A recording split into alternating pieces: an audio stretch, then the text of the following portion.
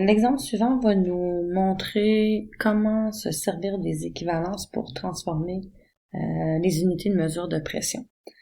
L'exemple que je vous ai pris, c'est sur le typhon type. Donc, on vous dit la pression atmosphérique la plus basse jamais enregistrée dans le monde est de 87 kPa. Cette pression fut mesurée au niveau de la mer dans l'œil du typhon type en octobre. Comment je sais que c'est pas correct ça? On va être prêt pour recommencer.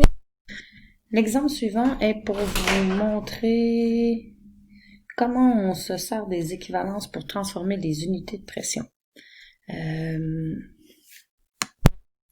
L'exemple que je vous ai pris, c'est sur le typhon type. Donc, on veut savoir la pression atmosphérique la plus basse jamais enregistrée dans le monde est de 87,0 kPa. Cette pression fut mesurée au niveau de la mer dans l'œil du typhon type en octobre 79. Ce qui est intéressant de savoir, c'est que c'est un des plus grands et des plus intenses cyclones jamais enregistrés. Dans le fond, plus la pression va être basse, plus la tempête va être violente. Et dans ce cas-ci, le 87,0 kPa, c'est vraiment la pression atmosphérique la plus basse enregistrée dans le monde. Fait que si vous le comparez à d'autres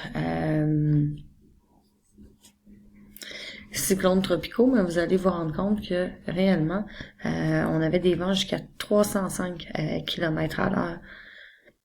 Bon, ce qui est intéressant, c'est tout simplement de répondre à la question aussi. Pour pouvoir répondre à une question comme ça, il faut connaître les équivalences. Donc, savoir que 101,3 kPa est égal à 760 mm de mercure. Et ça, c'est égal à 1 ATM. Nous, qu'est-ce qu'on a? On a 87 kPa et on veut changer ça en millimètres de mercure. Bon, ben, rien de compliqué, en sachant que 101,3 kPa est égal à 760 mm de mercure. Nous, on a quoi comme donnée? On a 87,0 kPa et on veut savoir combien ça va donner en millimètres de mercure. On va tout simplement faire 87,0 kPa fois 760 mm de mercure. On divise ça par 101,3 kPa. Ça nous donne 652,7 mm de mercure.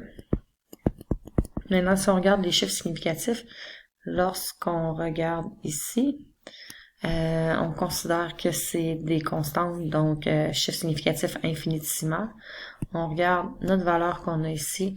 Cette valeur-là a 3 chiffres significatifs. Comme on vient de faire une multiplication, notre réponse va être à 3 chiffres significatifs, soit 653 mm de mercure.